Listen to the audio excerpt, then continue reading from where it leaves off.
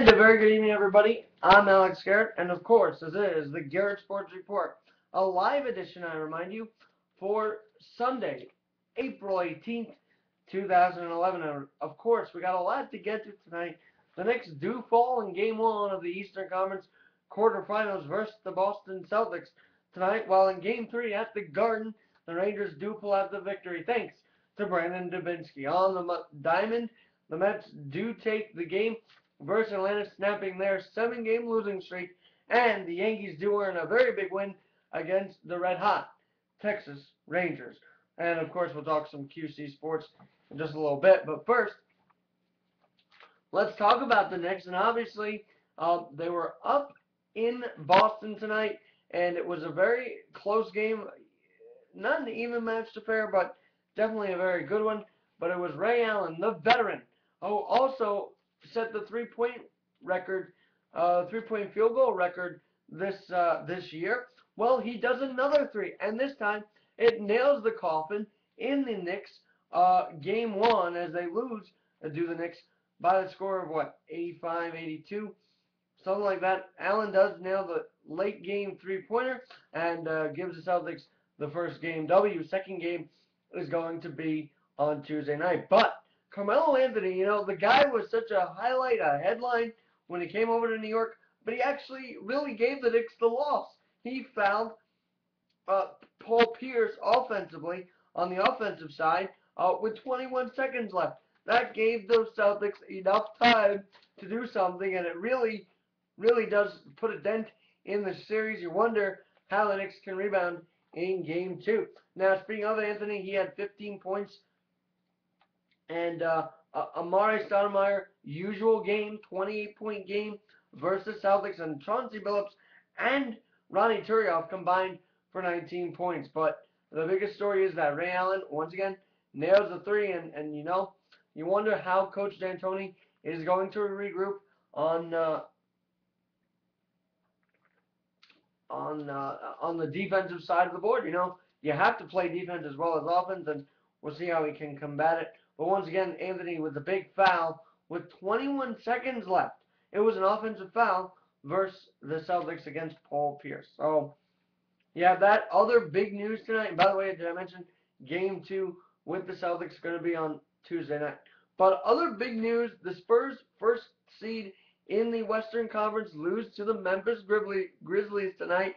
And the Lakers, whose troubles has been much documented, I remind you, well, they're in trouble. They're down 1-0 in the series versus the New Orleans Hornets as the Hornets win it by 9, 109-100.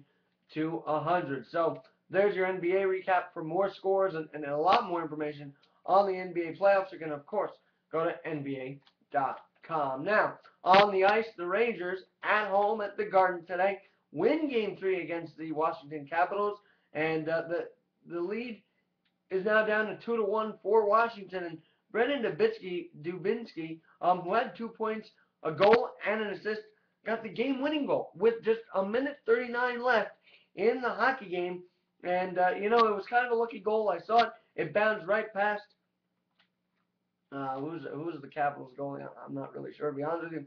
But it bounced right past the goalie and into the net to give the Rangers their first win of the series. It's a very big win because going down 3-0 against a guy like Alex Ovechkin and the Capitals wouldn't be good news. But then again, we know the Capitals have had a track record for not doing so well, sort of San Jose Sharks like in the playoffs. But we'll see what happens as Game 3 will, I believe, also be on Tuesday night. And on the Rangers side, Henrik Lundqvist gets the win, 24 saves, so not bad. And, we'll have to see what happens. A big story in the NHL, though, however, is the fact that the defending champion Chicago Blackhawks are on the brink of defeat. They're down 3-0 to the President's Cup trophy. That goes to the team who's won the most games in the conference. That goes to the Canucks, who are the first seed in the Western Conference. And the Blackhawks are the 8th seed, by the way. But they're about to be knocked out by the Canucks, who have a commanding 3-0 lead over Chicago. So on home ice for the Blackhawks, very disappointing outcome, and we'll see what happens. I believe that series also continues Tuesday night, and so they're caught up with the NHL and NBA playoffs from the New York point of view. I mean, I'm sure it's going to be very interesting. New York's still very early on in both series, but we'll have to see what happens here down the stretch. Now, on the diamond today, the Mets do get a win versus the Atlanta Braves. It snaps a 7-game losing streak, which dates back to last Sunday. Washington then losing 4 in a row, a doubleheader Thursday to the Rockies, and then another doubleheader yesterday versus the Braves. And I think the Mets filed a protest to the league about having to play 2 doubleheaders in the span of 3 days because, it really mixes up, screws up the rosters and the pitching alignment, and so, or the rotation, I should say. But they do get the win today. Dylan G, I think he might have been called up yesterday or whatever, as a matter of fact. He does get the win. He goes 5 2/3, allowing 5 hits, only 1 run, which was earned, struck out 4, and walked 2.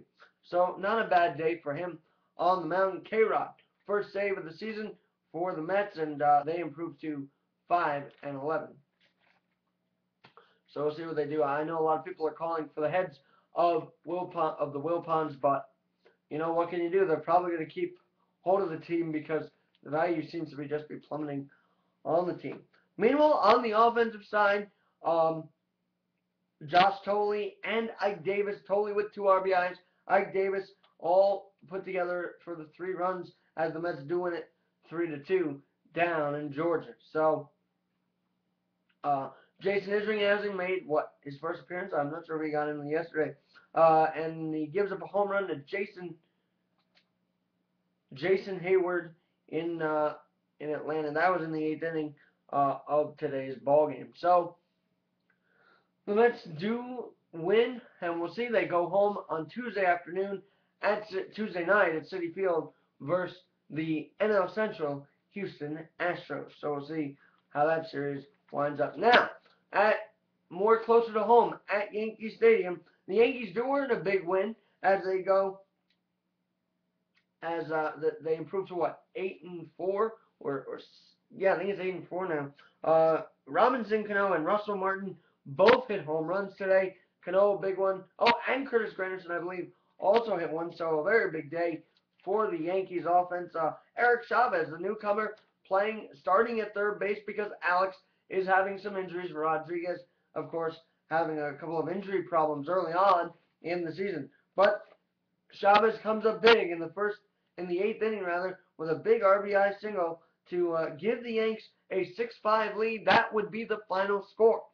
Rafael Soriano, he's had his struggles. Actually, kind of blew the game versus the Minnesota Twins the last time CC Sabathia started at home versus the Twins, and started home actually. But today Soriano does get the win, and Mariano, of course, shuts the door on the Rangers for another series victory as they win it 6-5. That's Mo's 7th save, and he's climbing up the ladder to become the record saves leader. Now, you talk about CC Sabathia. He does make the start tonight, and not terrible numbers, not good numbers either. 6 1/3, 8 hits, 4 runs, all earned, by the way, 6 strikeouts and 2 walks, and he gave up a big home run to Adrian Beltre early on in the game. So you have that. And then, of course, the notable games today on the schedule, losses, that is, the Orioles and Rays do lose, so the Yankees keep the first place lead by a couple of games now, as the O's have lost, 2 or 3 in a row versus the Cleveland Indians this weekend. Indians are a red-hot team in the American League Central, so I'm sure it'll be quite a test for the Yankees, or it'll be quite a battle when those two face. We'll see. Of course, the Orioles were coming in red-hot to Yankee Stadium, and the Yankees sort of just flattened them in Game 1. Game 2, the Orioles showed that fight, but the Yankees showed even more of a better fight, winning in the bottom of the ninth, or was it 10th, against the Orioles. So you got that sweep. Now, the Red Sox, on the other hand, they do win today. They win their 2nd in a row. versus the Toronto Blue Jays after losing Friday night. And overall, you wonder what's going to happen tomorrow morning, Patriot Day, up in Boston. If the Red Sox win, that will be their second series of the year, of second series win of the season, and they'll have to do it against Ricky Romero, as Daisuke Matsuzaka is on the mound for Boston tomorrow morning in Boston. So as I mentioned, if they win it tomorrow, they'll not only win 3 out of 4 versus a division foe, but they'll win their second season series, both of them coming against AL East opponents. So you have that, and of course the Yankees return to action on Tuesday night on the road. So there's your baseball report. Now, I guess I'm moving kind of fast here. If you want to call us up, 718-751-6549.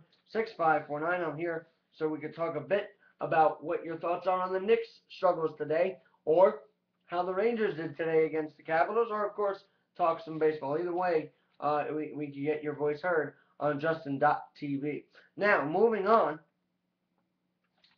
to Queens College sports, and obviously, big day yesterday in the rain for the Knights baseball team, winning a doubleheader shutouts versus Mercy College. And Matt Casello, a freshman pitcher, and Kyle Contino, a junior, both get wins, both shut out Mercy College. And if I remember correctly, the big thing in game one was a four-run fourth inning for the Knights to really seal the deal for them.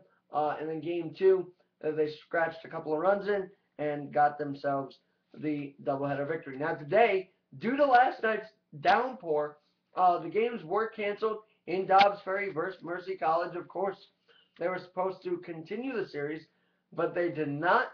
They'll continue it tomorrow afternoon at Dobbs Ferry when the Knights take on Mercy on the road. Also tomorrow afternoon, a makeup game from earlier this season. Softball does go to Post University to take on Post up in Connecticut. So there's that update. But in regards to baseball, Rob Gardner once again winning ECC Player of the Week, second time this season. So good for him. We'll see what happens tomorrow. He does get a start tomorrow at Dobbs Ferry. So there's your baseball update. Let's quickly talk tennis.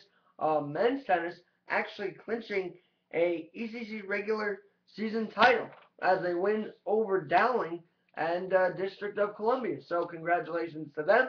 I guess they did it over the weekend at home. So we'll see what happens with that. But once again, congratulations to them. And now we go to softball, where obviously they've hit a bit of a skid, 6-game losing streak, 4-game losing streak if you want to just talk ECC. But overall, tomorrow they get a chance to snap the overall losing streak, and then they get a chance to snap the ECC losing streak on Tuesday when they take on Dowling College, who earlier in the season did sweep the Knights at home in a doubleheader. So Tuesday will definitely be a challenge, but tomorrow would be nice to get a couple of wins, get back on the winning track, and have some confidence going into this big ECC matchup Tuesday at Dowling. Now, you go to lacrosse, where they're also in the midst of ECC play, and today they lose their third straight ECC matchup, and today it was against Mercy. And, they're really looking to break that 3-game streak, losing to CW Post last Tuesday, losing to Seton Hill, and that was tough because it was a very controversial game. Not really going to get into it here, but overall the refs did botch a call, missed a call, really, as Seton Hill basically had too many players on the field on a penalty to the goalie. They took the goalie out, did Seton Hill, put a new one in, but they still had to take a girl off the field. That didn't happen, and once Seton Hill did score a goal, then the refs finally realized, oh, wait a minute, we were supposed to take her out off the field and give the Knights an extra advantage.